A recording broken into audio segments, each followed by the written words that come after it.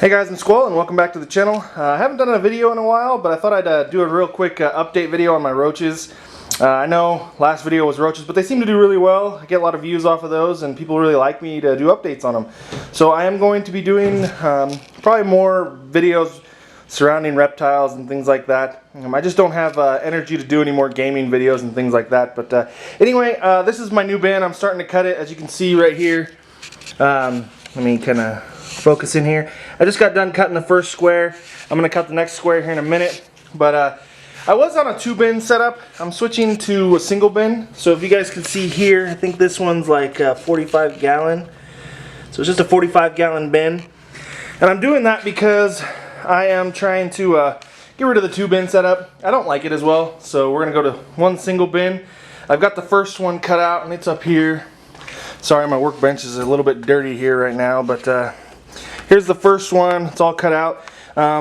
Before I showed you guys how to use just like a, oh sorry, my son is moving his chair back there, but I showed you guys how to use, I used a soldering iron to melt it. This time I'm trying to make it quick, so I'm actually using my angle grinder to cut the square out and then get ready for that. So it's gonna be quick. I got all the eggshells here, or egg cartons I should say, not eggshells, that are gonna be going into it, and that's gonna be the new bin. The other thing I'm working on right now, I'm recording a video, buddy. Camera shy. So the next thing I'm doing is, let me zoom out here a little bit, see if I can get this on camera. It's the new reptile cage. We found another one of these TV stands on Craigslist. There was really cheap, $5 for this TV stand, and I am converting it to the reptile enclosure. So as you can see, I got the wiring done for the light setups. I got that done on both ends, and I have to drill some vents that'll be up in the corners up there and down here in the corners, and then order some vents for that. I'm gonna do this one a little differently. I'm gonna do it with a glass front instead of a mesh fronting, just because I think it holds heat better. But anyway, that's kind of what I've been working on. A lot of things going on that and out there. It's hard to see, but let me show you. Been working on the garden for the reptiles. Walk out here and show you guys. So this is our setup. So this tomatoes and strawberries. I think we got some strawberries in there. Let me see if I can keep my shadow out of the way here. So there's some. I don't know if I'm in focus here or not, but there's some. And then collards for the reptiles. I got my pepper plant there, habanero plant, some red cabbage. Let's zoom out a little. Those guys are doing excellent. And then my kale's not doing so well. Had some bug problems, but we're getting those taken care of. And then the collard plants are doing great. So, yep. Anyway, I'll show you guys the next step. I'll show you what's going on with the roaches here in a little bit. But anyway, I'll talk to you guys in a bit. Okay guys, so I'm on the next step, and I don't know if I showed this in the last video, but to cut the netting for the holes inside the lid of the container, I just took the piece that I cut out of the plastic and I use it to kind of gauge how big I need. I just need enough room that I can put a bead of glue through here. You can use a blade like this, or you can just use a pair of scissors. For this kind of thing, it actually works better for a pair of scissors. Anyway, I just cut it along the edge, and that leaves me with a good piece. So I'll get this done and then I'll see you guys in the next step. Okay guys, so after you've gotten them cut, one thing I would recommend before I move on here is to round off your corners here. And I don't know if I'm even in the frame right now, but if you round off the corners, what happens is if you glue around the edge and you leave these corners up, it leaves kind of a corner that can fold up and will rip away, and if any of the roaches happen to get up there, they'll get up underneath that corner, and that's not a good thing to have. So kind of round off the corner like this, and you'll have a little bit better result when gluing it. Okay guys, I'm on the next step, and you guys might hear the kids playing and stuff like that, so I'm doing this out in the garage while they're playing outside. So anyway, the next step, it's pretty simple. You can either use a glue gun, which I like to use, or you can use some tape. You can use duct tape or maybe some box tape. I use both glue and duct tape. And the reason I do that is I use the glue to kind of get this stuck and nice and taut. And then I put the duct tape just because I added layer of protection to kind of keep the bugs out of it.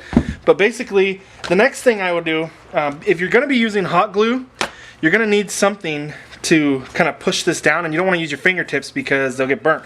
So one thing I do is I take the piece that I cut out of these, so just one of these pieces, and you can just kind of score it with one of these blades and just pop it right off. And then if you do that a couple of times, what you'll end up with is a bunch of these that you can kind of gunk up, and some of them you'll use up some of them during the project, but then the other ones you can just save. And basically what it allows you to do is put a layer of that glue down and then just kind of smear it in there as it dries. So I'm gonna go ahead and do that. Maybe I'll kind of show kind of a sped up version, that way you guys can see how I do it. So while this time lapse is going, I'll kind of explain one more time what I'm doing. I'm getting the glue down as fast as possible, or getting the net onto the glue as fast as possible before it dries, so that way I can use the plastic to squeeze it through the netting. And basically what that does is it just adheres it to the top really well. And then I use a layer of duct tape as a kind of a layer of protection to cover that so that no bugs try to get in and out. But anyway, I also wanted to touch base on another thing. In my next video, I'm going to do a question and answers video, and basically just questions about bearded dragons, leopard geckos, maybe my feeder bugs in my cages. So if you have any questions, put them down below and I will try to answer them in my next video. I just thought it would be kind of a fun thing to do, and people seem to like the reptile videos. So let's get back to the video and end this time lapse. Okay guys, I got the camera off the base because I ran into a problem before I put the eggshells in. I know I said I was going to be done for the evening, but if you can see, I'm trying to focus in right there. If you can see right there, this is kind of some plastic. And what's going on here is when I cut that with the angle grinder, I left the lid on here, which then threw plastic shards, which in this case were somewhat melted, and they stuck to the inside of my container here. We definitely don't want that because any of the baby roaches can use this as a way to climb the edge. So what I'm going to do is I'm probably going to have to try to get all this stuff off without scraping it up. I don't want to use sandpaper because, again, that'll kind of give them a porous surface to walk up. So I'm going to try and wipe all this stuff off with maybe a towel, maybe using my fingers or something like that. Hopefully I can get it all off. And then the next step is going to be taking some box tape and just lining this edge all the way around, because I don't want the babies getting up past this spot right here. So anyway, if you guys do this on yours, make sure you take the lid off when you go to cut it. That way you don't run into this problem. So okay, see you guys later. Okay guys, one more time. Let's see if I can get down in here, if it's still enough light in here. Am I focused? I can never tell if I'm focused sometimes. Just because the video is hard to get focused on this, especially when I'm looking at just a plain blue background, but looks like I am. Anyway, I did find a solution to this. I didn't want to scrape it. I didn't want to use sandpaper or anything like that, because then I would just create another porous surface for them to walk on. And so what I did was I just took one of those pieces that I used to cut, and I just ran it up and down it, and it knocked all the plastic off. So I would recommend that you cut this separate, or even use my earlier method, which I shared on another video, which is to use a soldering iron or something hot to kind of melt through it. That seems to work really well. I just didn't want to do that because it was going to take a long time, and these were some pretty big squares. But anyway, I know I said I was done. I'm done now for the evening. I am going to put the egg crates in here, and then I'm going to head in for the evening. I'll see you guys tomorrow with kind of the next steps. Okay guys, so it's the next step. What are you doing, Jax?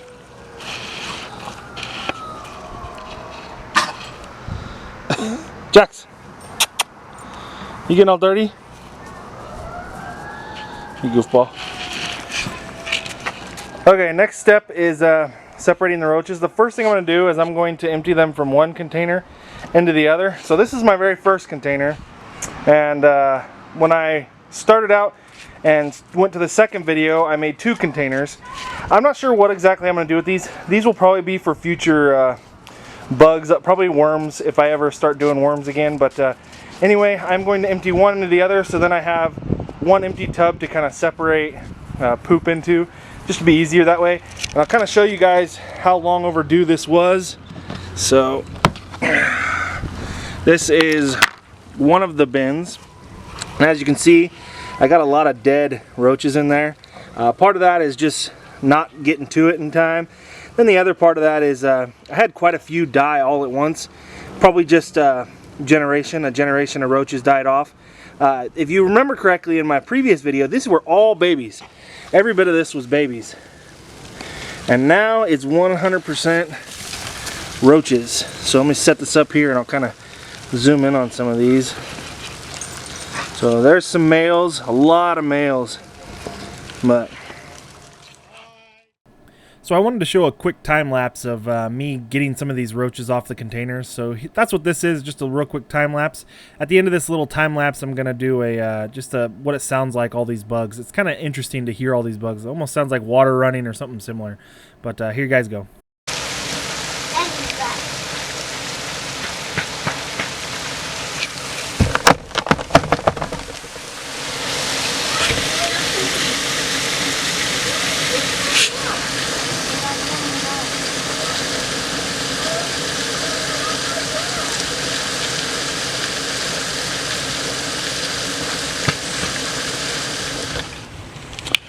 Okay guys, so I am back. Sorry about all the time lapses and stops and such.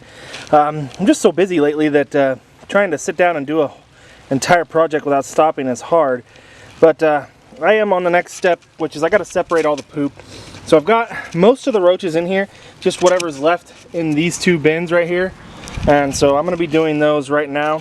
As you can see right now, we got a pregnant one right there. Let's see if I can focus in on.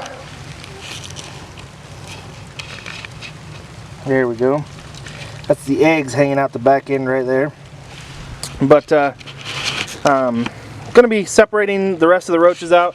As you can see, even with most of them in here, you guys seen in the time lapse a few minutes ago that the roaches pretty much filled this in the bottom, probably a good, I don't know, inch up of the bottom of the bin. And with these eggshells, they pretty much empty out the bottom completely, which is good. That's kind of what I wanted with this big bin, is to have plenty of room. I've still got some of them kind of climbing up a little bit here and there, but I also, if you haven't noticed, I didn't put the tape on, and I'm gonna do that. I just realized that I didn't have quite enough box tape, and I didn't want to do part of it and not all of it at the once, so I will do that at a later date. As of right now, I'm not expecting them to climb out, but for future reference, I am going to be putting that on here just because I like that extra barrier. What I'll probably do is I'll just probably rub the outside edge with some alcohol and then put it on there. Now, I apologize if this video is kind of getting long again. It's hard. Once you start doing a video, sometimes you just keep going and going and going. And I've done this a couple of times. So if you think I skipped over anything, if maybe this is your first time watching one of these videos, go check out one of my earlier 2 roach videos. They're pretty descriptive and pretty long, so they should give you all the info. I'll probably touch base one last time when I get everything in here, and then I will also probably do an update on the reptiles. And then what else? I'm trying to think. Oh, I might touch base on the feeding and what I've been feeding them and stuff like that, because that's always good to put in each video. So anyway guys, this should be one of the last takes, and then you guys will get to see the reptiles and update on those guys. So see you guys in a bit. Okay, final step before I finish up and update you guys on the reptiles themselves. This is what I've been feeding them. So this is some chicken feed, poultry feed by Purina, and then this is some water crystals. Now, the bag is right here. Let me see if I can't get this. It's just some Start and Grow premium poultry feed. Okay guys, so last step before I update you guys on the reptiles themselves. So this is just some poultry feed that I get at Wilco. You guys can probably get it at a lot of different locations, but this seems to work really well for them. I usually mix some calcium in with it, and then this is some water crystals. And the poultry feed is just this stuff right here. So premium poultry feed, you can get that at Wilco. It's just for baby chickens. It has a high protein content, so I really like that. And then the water crystals, let me grab the container here, and I'll set it right here so I can get a focus on it. So this is just a water gallon jug that, sorry, my kids are arguing. But this is just a regular water jug that, you know, we buy once a month, or 1 or 2 of them a month. And then what I do is I save them and put a tablespoon of water crystals and then fill it up with water, and then the whole thing fills up. So the bag of water crystals will fill this thing up probably close to, I don't know, 15-20 times, and it cost me about $8, whereas if you went down and bought water crystals, you're talking... Okay guys, sorry about that, my memory card got full there, so cut it off real quick. But just to kind of finish up, these are going to be my feeders. You guys will see that here in a minute. I'll feed the reptiles some of these, and then as you can see, they really like the water crystals and the food. They get all up in there and get some of that. But this will probably last, I'm hoping with these containers, it'll last me 3-4 days. That way I don't have to change it every day. We'll see how that goes. I'll kind of update it as I go along. And then last thing I would recommend is over here. This is the poop. Now, I'm pretty sure that there's no roaches in here at all, not even any babies. But the one thing I am going to do is I have some really high concentrated, good quality pest killer. Kills a lot of bugs, thousands of bugs or whatever. And I will be spraying this down before I dumpster it, just because I don't want these guys living. So I would recommend you do the same. Pick up a can of Raid that's specifically for roaches, or maybe you have a good quality pest killer and use that. But I definitely recommend that because you never know what can survive. Even out here in Oregon, where the weather gets kind of really cool at night and they can't survive, it's still a good idea to spray them. So anyway guys, as you can see, they're eating. They will soon be a meal. I will update you guys on the reptiles coming up next, so see you guys in a minute. Okay guys, so promised you I'd update you on the reptiles. This is Logan, as you guys probably remember. He is probably about 520, 530 grams. I think he's pretty much done growing. He might gain a little bit of weight, but I think he's absolutely done growing as weight goes. He's kind of held that weight for a while. And as you can see, he's got his eye on some food, so I'm gonna go ahead and feed him for you guys. And he likes just about anything that crawls. Oh, you dropped it, bud. Did you miss it? I'll get it here in a minute. Get this one. There you go.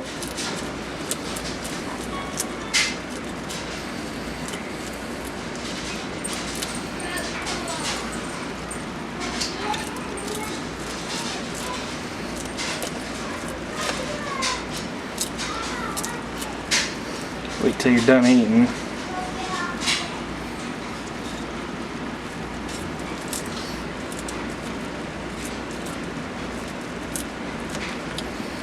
That's what, 3?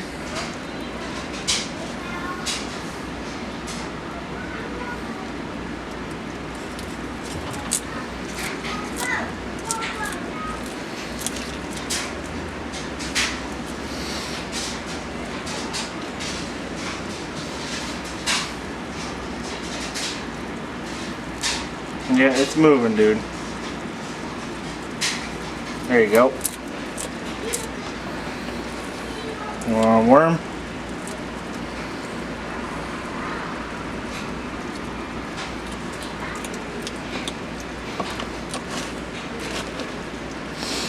Okay, so now I'm going to get this other roach and then I'm going to show you guys Rogue. So give me just a minute. Okay, so this is Rogue, and she tends to like the smaller roaches. She is a little bit smaller. She's probably about anywhere between 380 and about 400 grams on a regular basis. She's probably on the lighter side right now. I'll go ahead and, there we go. She'll eat the bigger roaches sometimes, but she prefers smaller ones. The nymphs.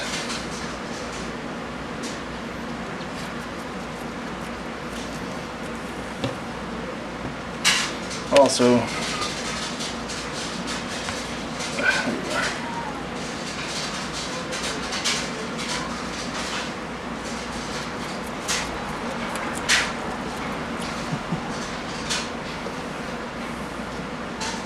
sorry about the lighting. Next time I'll try to make sure the lighting's a little bit better.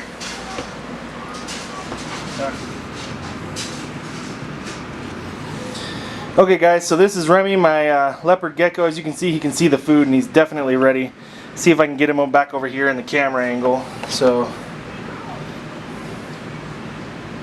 there he is. Oh, missed it, bud. There you go. And these worms are a little bigger than I'd like to give him, but he really likes the worms and he seems to do okay with them. So, you know, as long as they're not too big, they're fine. And then he does like roaches too, so I'll give him a roach too. Let's see where a small one is here.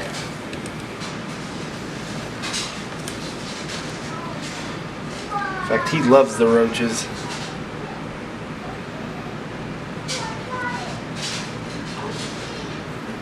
Oh, you missed it, bud. Now, if you see he's missing it, it's because he does better in the dark, and I had to kind of give a little bit of light so you guys could see him. See, is he still in the angle, camera angle? A little bit. Let me see if I can tilt this a little bit. There is no spider. There we go. Okay. And I'll give him another roach. Still.